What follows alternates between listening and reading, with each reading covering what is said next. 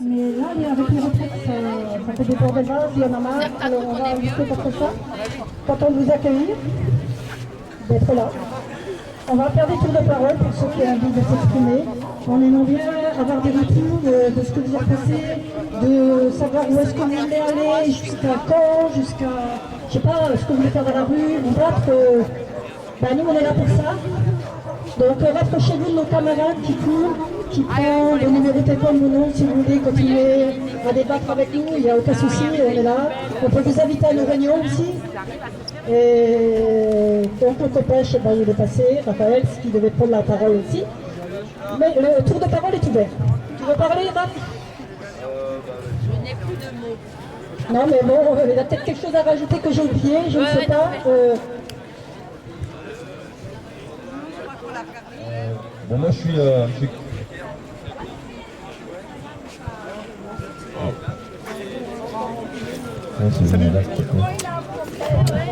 Ça va?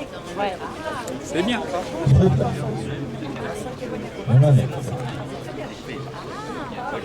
Donc, voilà. Donc moi je suis qu'un précaire parmi d'autres, parmi des milliers d'autres.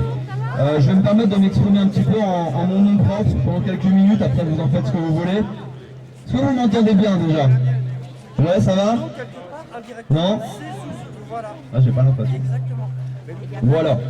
Pourquoi est-ce qu'on est rassemblés ici aujourd'hui? Alors évidemment, il y a la lutte au jour le jour, la lutte dos au mur, celle contre cette énième insulte qu'on nous fait là avec cette nouvelle réforme, cette destruction de ce beau projet du Conseil national de la résistance, notre beau système de retraite, là qu'on voit piétiner encore une fois devant nos yeux. On sait que cette lutte elle est primordiale, on sait que cette lutte elle est essentielle parce que 2 ans pour des millions de personnes, c'est la limite entre la survie et le désespoir. C'est la limite entre la vie et la mort. On sent que ce projet c'est l'humiliation de trop. Alors évidemment nous on appelle à participer à toutes les manifestations, toutes les actions prévues par le mouvement syndical. Mais on va pas se mentir. On sait que probablement ça ne sera pas suffisant. On sait qu'il va falloir déborder si on ne veut pas perdre. On sait qu'il va falloir s'organiser, bloquer, lutter tous ensemble. Ou alors on leur laisse le champ libre. Et eux, on sait bien qu'ils iront toujours plus loin. Ils iront jusque là où on les laissera aller dans leur entreprise de destruction, leur entreprise de pillage du système de solidarité qu'on a mis en place. Donc au-delà des retraites, on est aussi ici parce que là c'en est trop. On ne peut plus faire semblant d'ignorer l'éléphant là au milieu du couloir.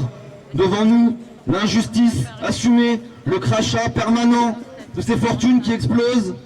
Pendant que partout dans le pays, tout s'assèche, tout se tend, tout se désagrège, que des milliers de familles sont jetées dans la précarité, le mal logement, la dépression de la survie quotidienne. Pour beaucoup d'entre nous, ces dernières années ont été des années de lutte incessante et malheureusement, trop souvent, des luttes impuissantes et finalement spectatrices. Et à présent, avec l'inflation, avec la guerre, les prix de l'énergie qui explosent, les salaires, les allocations de misère, face à l'arrogance sans cesse renouvelée de nos dirigeants, le ras-le-bol doit s'exprimer une bonne fois pour toutes. On le sait tous que la bataille des retraites, c'est aussi le moment pour nous, pour le mouvement social, de ne plus reculer, de ne plus subir. Alors qu'est-ce qui va se passer? Que va-t-il advenir? Est-ce que les millions de personnes mobilisées dans les dernières manifestations, est-ce qu'elles parviendront à inverser la tendance? Ou alors, est-ce qu'on va encore se faire voler, priver de nos voix par des négociations d'appareils, entre organisations, entre représentants, un feu de paille, ou bien une vraie marée populaire, qui débordant partout entraînera le reste de la société? En fait, c'est difficile à prédire, c'est difficile à savoir. Mais les signaux sont là. Partout dans le pays, les actions se multiplient, même si vous n'en entendez pas forcément parler. Grève, blocage, actions syndicales comme dans l'énergie. Je ne sais pas si vous avez vu à Marseille, ces travailleurs qui finalement s'entraident contre la spéculation. Ces syndicalistes qui mettent l'électricité gratuite pour les écoles, pour les collèges, pour les foyers précaires, pour les boulangers par exemple. La coupe est pleine. On l'entend dans beaucoup de voix, on le voit dans beaucoup de regards. Si vous êtes allé en manif, vous le savez très bien. Ah, il faut que je remonte. Hop, hop, hop. Voilà. Les factures d'énergie et d'autres, elles vont tomber, mes amis, entraînant avec elles des milliers de commerces, d'entreprises, paralysant un peu plus nos services publics, terrassant les foyers. Est-ce que cela sera suffisant?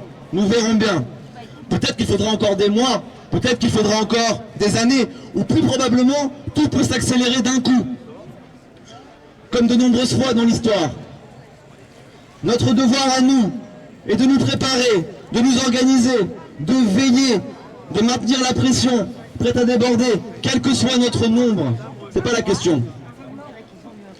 Nous sommes là parce que nous voulons la parole. Venez témoigner de vos situations individuelles, dans vos entreprises, dans les services publics, vos situations même familiales, etc. Si vous n'osez pas prendre la parole, n'hésitez pas à venir nous confier des mots que nous pourrons dire à votre place. Nous allons également passer parmi vous pour collecter des contacts parce que justement, il va falloir rester en contact. Il va falloir partager nos idées, nos révoltes. Nous représentons ici, encore une fois, quel que soit notre nombre, une longue tradition qui refuse obstinément l'obscénité qui s'étale aujourd'hui partout où va le regard.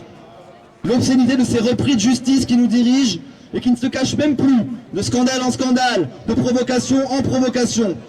Si nous reculons encore un peu plus, nous tomberons ensemble dans le gouffre. Alors quitte à être ensemble, témoignons, marchons, agissons, soyons le moteur de notre propre émancipation, sans attendre les mots d'ordre des chefs et des organisations. Débordons. Citoyens, travailleurs, gilets jaunes, agents dévoués du service public, artistes, précaires, étudiants, résistants de toutes sortes, serrons-nous les coudes, ne lâchons rien. Allez, bon courage à tous et bonne manif. Merci. Jean-Claude, viens, montre.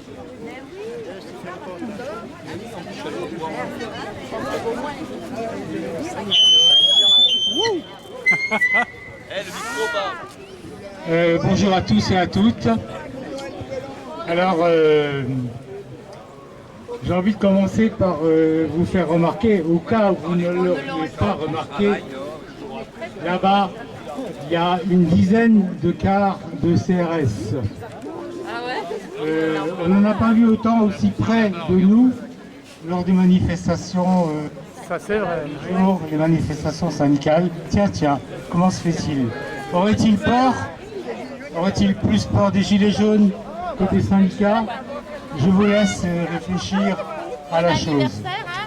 Excellente remarque. Bon anniversaire. Cet après-midi, à Strasbourg, il y a 3 manifestations. Alors pour l'instant, il y a celle des Gilets jaunes, Strasbourg République, et de...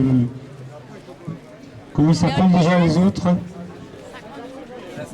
Ah, voilà. Et puis, bon, certes, il faut constater, on n'est pas très nombreux, mais enfin, il est encore tôt. Et que des gens vont venir encore.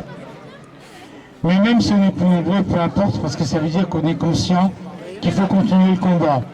Ça a été dit et redit, y compris par les directions syndicales, par l'intersyndicale, qu'entre les deux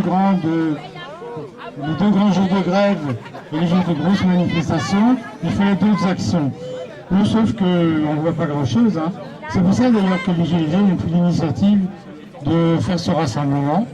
Il y a aussi un autre rassemblement à Colmar aujourd'hui. Voilà. Il n'est pas sûr que la presse s'en rendra compte parce que souvent on cherche. Hein. En tout cas, l'annonce de cette manifestation, on ne l'a pas vue dans les médias mainstream. Alors j'ai parlé d'autres manifestations. Alors tout à l'heure à 14h30, il va se monter, ou même avant, il va se monter juste à côté un stand de solidarité avec le peuple palestinien. Alors il faut en dire un mot. Personnellement, je suis à l'UJF, l'Union juive française pour la paix, et je suis un militant antisioniste, donc je m'oppose à la politique d'Israël. Je n'ai même pas attendu que Israël devienne un état d'apartheid où seuls les juifs peuvent être citoyens et où les autres sont en bas de l'échelle, un peu comme ça se passait en Afrique du Sud. En tout cas, voilà, les amis là, de l'UGFP et du collectif judo-arabe et citoyen commencent à installer leur stand. Vous pouvez venir les soutenir aussi. D'autant plus que le criminel de guerre qui se dit en même temps Premier ministre israélien, M. Netanyahou, est actuellement à Paris. Il a été reçu, imaginez-vous, par le président Macron. Bon, pas avec des grands tralala, mais enfin quand même, il a dîné avec lui le soir. Et le communiqué de presse qui est issu de cette rencontre avec le criminel de guerre Netanyahou, il ne parle absolument pas des Palestiniens. Bien sûr, c'est la position de Netanyahou.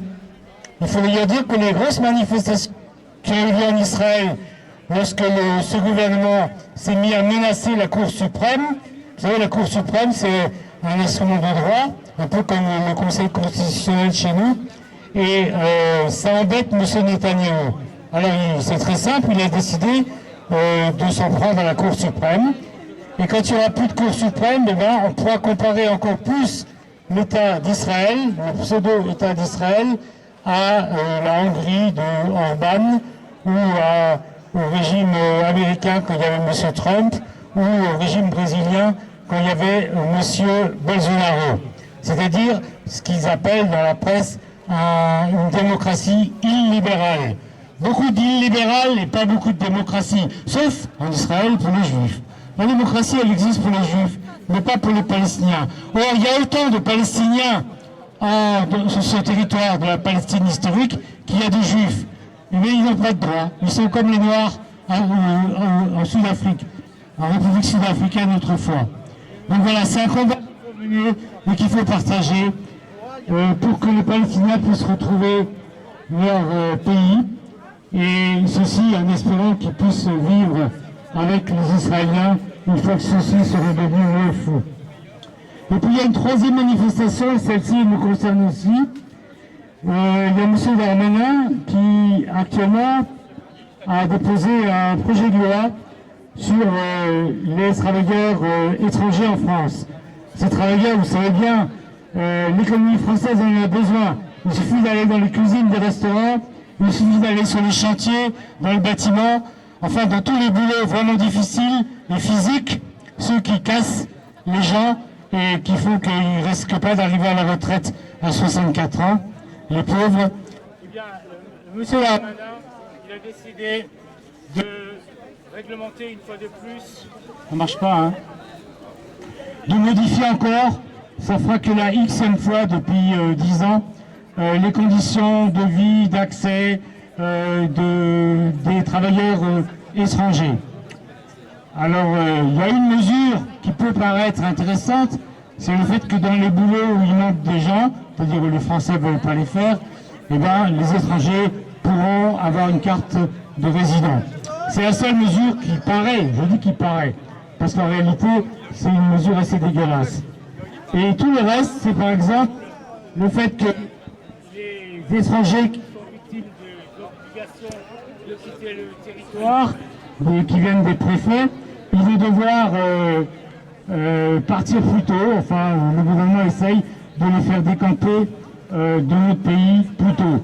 Donc c'est une mesure absolument contraire aux libertés, au rassemblement, au regroupement des familles.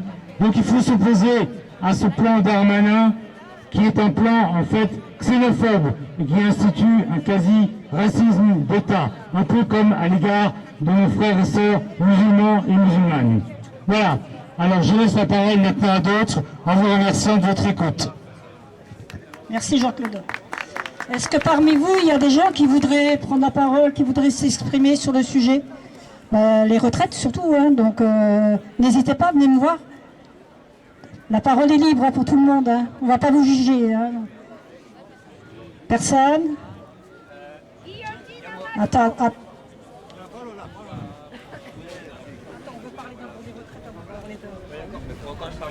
Alors, qui veut parler? Il n'y a pas beaucoup de courageux, hein. Ils sont tous là, ils sont déjà courageux. Ah, voilà quelqu'un. Salut Martine. Je te laisse la parole.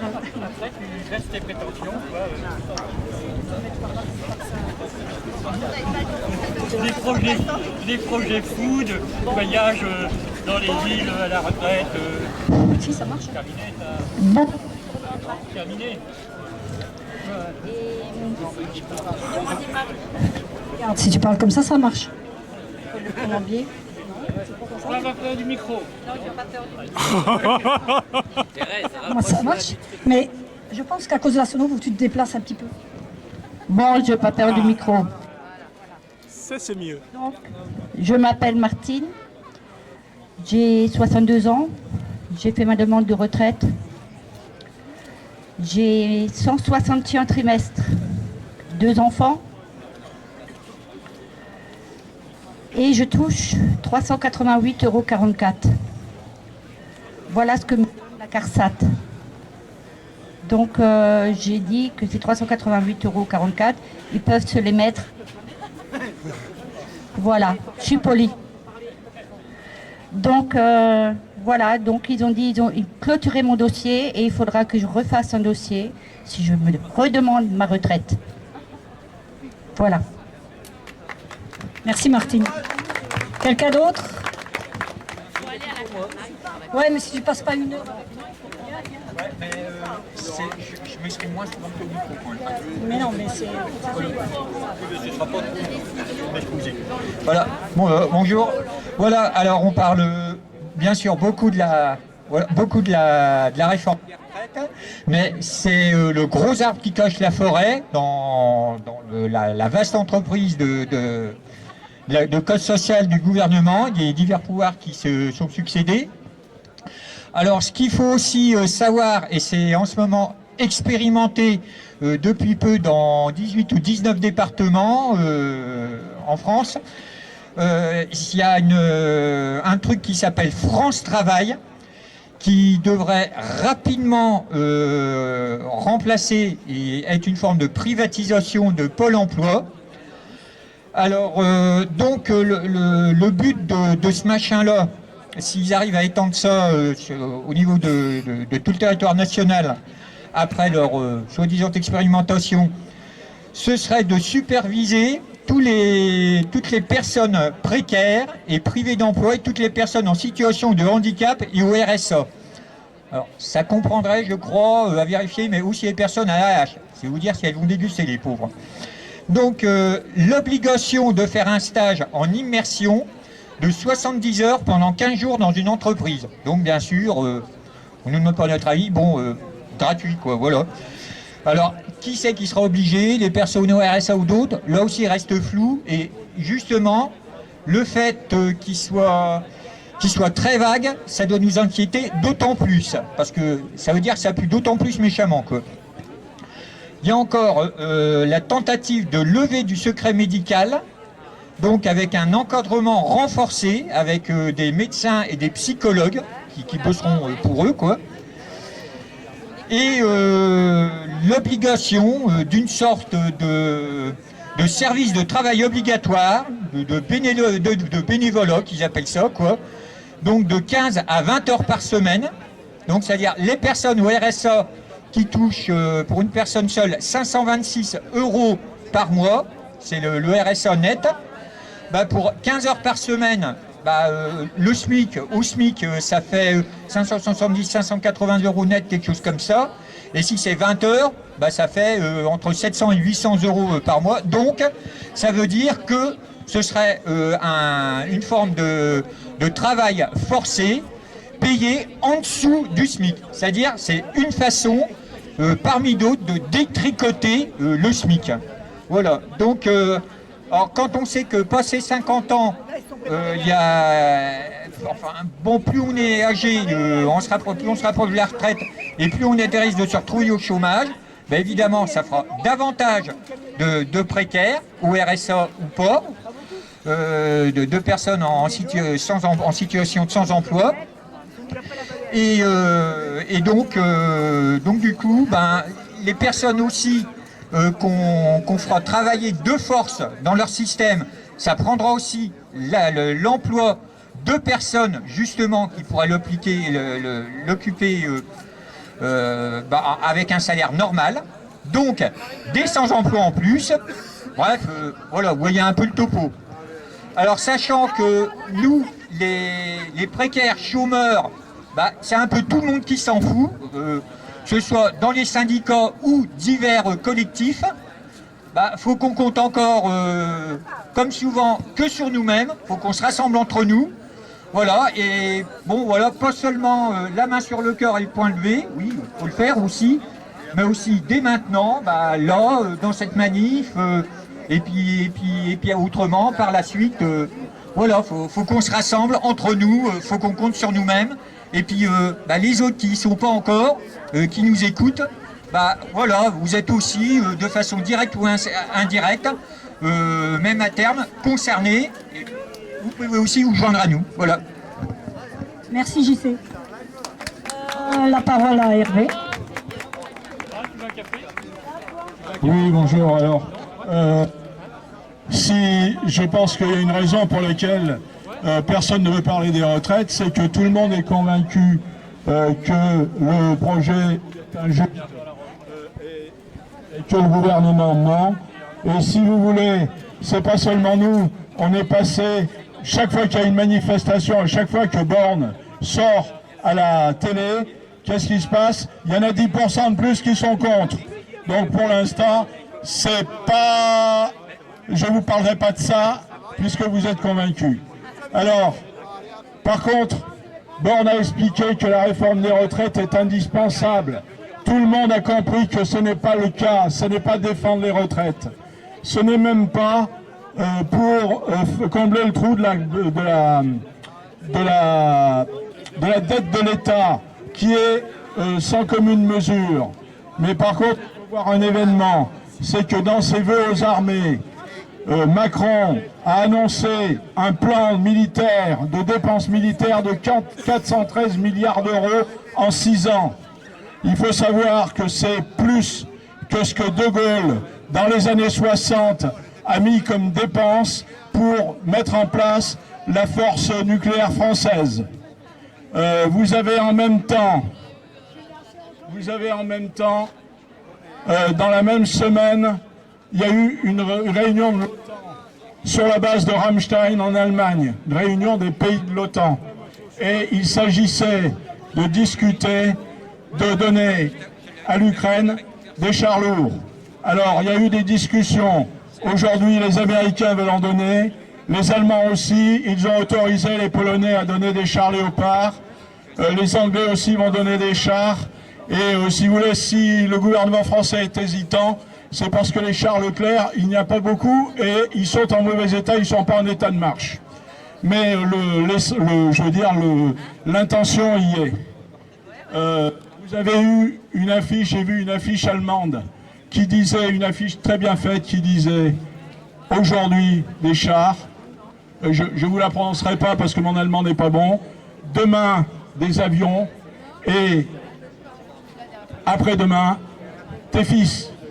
Et si vous voulez, il n'a pas fallu attendre une semaine pour que Zelensky, ayant obtenu des chars, demande des avions.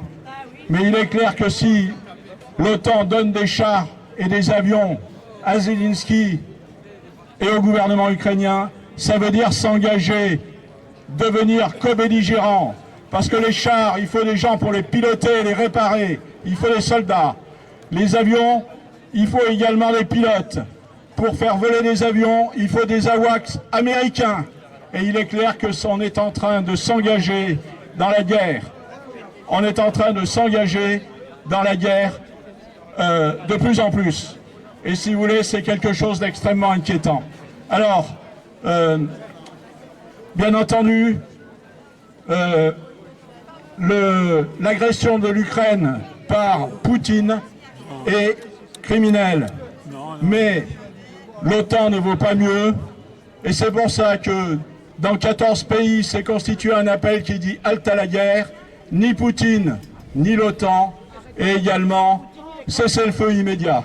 En tout cas, je vous appelle à me contacter si vous êtes intéressé par cet appel qui est signé par des syndicalistes, des militants politiques, des députés, des intellectuels dans 14 pays d'Europe. Moi je suis pour Dans Poutine, hein, que vous le sachiez. Poutine il n'est pas contre le peuple, il est contre les néonazis. Merci Hervé. Est-ce qu'il y a d'autres personnes qui voudraient venir parler Je ne laisserai pas dire du mal. C'est bien, au moins elle a des convictions. Il y a tellement de Poutine il est là. Ah ben voilà. On est content que tu Je m'appelle Adrien. Ouais. Moi j'ai pas de grandes statistiques, j'ai pas grand chose à dire. Mais je tiens juste à rappeler qu'il y a un journaliste qui a réussi à dire la vérité pas mal de fois. Et il s'appelle Julian Assange. Non, on verra après. Prends ton tour après si tu veux. Et du coup, je voulais juste rappeler qu'il y a un journaliste qui s'appelle Julian Assange qui est enfermé encore maintenant. Ça fait 10 ans qu'il est enfermé. Et qu'effectivement, on a besoin de personnes comme ça. On a besoin de se rassembler.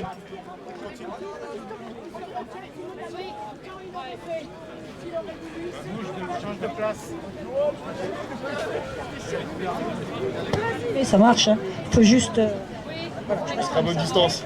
Ok. Et voilà quoi, je voulais juste dire que cette personne, il n'a pas oublié de nous défendre. Donc continuer à voir pour l'intérêt des autres. Et il faut qu'on continue Approche-toi un peu de l'enceinte. Il faut qu'on continue à se battre.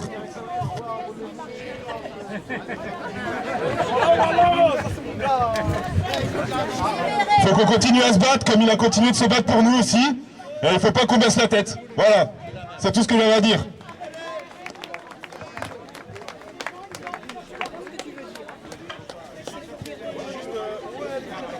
Vous connaissez pas?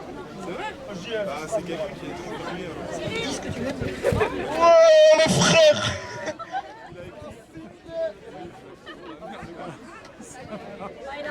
Truc, alors on laisse, comme ça on laisse tout le monde s'exprimer, donc Isa? Non. Allez là, les publics ils sont où là? Ouais, mais attends.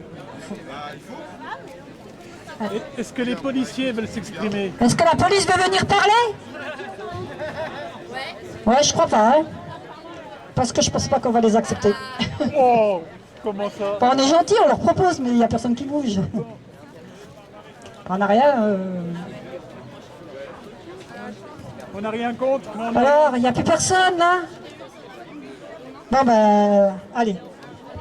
Bon. Je vais être plus bref cette fois. Je suis mis au défi là parce que tout à l'heure un copain a dit ouais, vous parlez même pas des retraites. Alors moi je vais parler de la retraite, la mienne. Bon, vu mon âge, né en 44, j'ai eu la chance de prendre ma retraite en 2004. Et je ferai remarquer que l'année précédente, c'était je crois Raffarin qui était le Premier ministre. Il a déjà fait une réforme, enfin il voulait passer une réforme des retraites absolument dégueulasses. Je sais pas moi. Voilà. Il a mis en place une réforme des retraites absolument dégueulasse qui consistait à partir de l'année après la mienne, merci Raffarin, à augmenter de 6 mois le travail chaque année. Cette année-là, en 2003, donc, j'ai fait 10 jours de grève. Une seule journée, on avait 56% de grévistes. J'étais prof au lycée Marcel Rudolph à Strasbourg, au Poteries. Et les autres fois, on était une dizaine de clampins à faire grève, reconductibles. Et les autres collègues, malheureusement, ils ne voulaient pas faire grève. J'avais beau leur expliquer, vous allez bosser plus, etc. Ils s'en foutaient de bosser plus. Bon, alors, là, c'est vrai que c'est des cas un peu graves. Hein. Je ne sais pas trop ce qu'il faut faire dans ce cas-là. Bon, aujourd'hui, donc moi, j'ai pris ma retraite à 60 ans, pile poil, avec 37,5 d'annuité. Donc, ça, c'était la vraie bonne retraite d'avant. Donc, je pense que la revendication aujourd'hui, c'est pas de discuter entre 64 ans, 63, 62, non!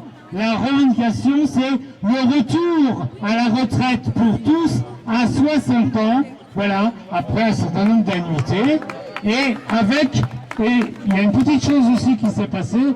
Bon, moi, j'ai la chance d'avoir été prof, et donc ma retraite, elle est calculée sur mon salaire, le traitement de la dernière année. Alors que dans le privé, malheureusement, il y a eu entre-temps une réforme qui fait qu'elle est calculée sur les 25 dernières années. Vous pensez bien que dans ce cas-là, les retraites privées sont beaucoup plus faibles que celles de la fonction publique. C'est une saloperie. Donc voilà, il faut que tout le monde ait sa retraite à 60 ans. Il faut que les retraites soient calculées sur le salaire ou le traitement de la dernière année. Et c'est ça qu'il faut réclamer à toutes les manifestations. Et il y en a marre de Macron, de bornes. Comme disait un vieux proverbe, quand les bornes sont franchies, il n'y a plus de limite. Merci. Quelqu'un? Alors vous voulez peut-être vous échauffer la voix, hein? Ouais? Alors, pom pom pom Macron, t'auras ta retraite.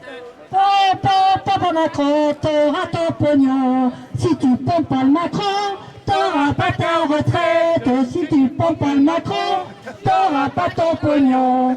Pom pom pom Macron, t'auras ta retraite. Pom pom pom Macron, t'auras ton pognon. Si tu pompes pas le Macron, t'auras pas ta retraite. Si tu pompes pas le Macron, t'auras pas ton pognon. Donc là, il faut plus de manif. Et on le prend par quoi? Ils ne savent pas la santé. C'est scandaleux. Après je peux, et Macron au fond du Rhin, et Macron au fond du Rhin, et Macron où ça, et Macron où ça, et Macron au fond du Rhin, Darmanin au fond du Rhin, Darmanin au fond du Rhin, Darmanin où ça, Darmanin où ça, Darmanin au fond du Rhin. Et je peux continuer encore longtemps. T'as ta chanson là? On est là. On est là, même si Macron ne veut pas, nous on est là. Pour l'honneur des travailleurs et pour un monde meilleur. Même si Macron ne veut pas, nous on est là. Je vous entends pas. On est là, on est là. Même si Macron ne veut pas, nous on est là. Pour l'honneur des travailleurs et pour un monde meilleur. Même si Macron ne veut pas, nous on est là. On est là, on est là. Même si Macron ne veut pas, nous on est là. Pour l'honneur des travailleurs et pour un monde meilleur. Même si Macron ne veut pas, nous on est là.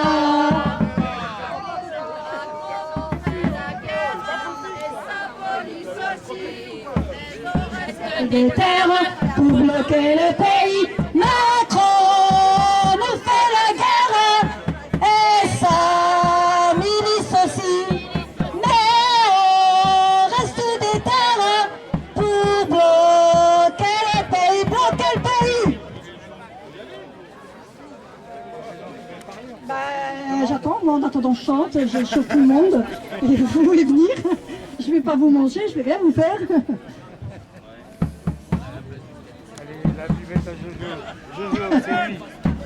À 60 ans, on se battra pour la garder. Et à 60 ans, on a lutté pour la garder. C'était ça, non? Je vais faire quelque chose. On se battra pour la garder. C'est battu. Pour la gagner. On se battra pour la garder. La retraite, à 60 ans, on s'est battu. On a lutté pour la gagner, on luttera pour la garder. La retraite, à 60 ans, on a lutté pour la gagner. On se battra pour la garder. Et puis après, on va se battre, c'est dans la rue que ça se passe. Hein. Ouais. Et il faut être le plus nombreux possible, il faut... Oui, peut-être aussi, mais j'ai l'impression que les gens ils ont peur de dire ce qu'ils pensent, ou comment vous voyez la chose, jusqu'où on va aller. On a l'habitude, hein, ça fait déjà 4 ans qu'on est là, donc continuez, on va pas arrêter. Bon, la suite, je ne sais pas à quelle heure on part exactement. Ouais, les copains là, on part à quelle heure?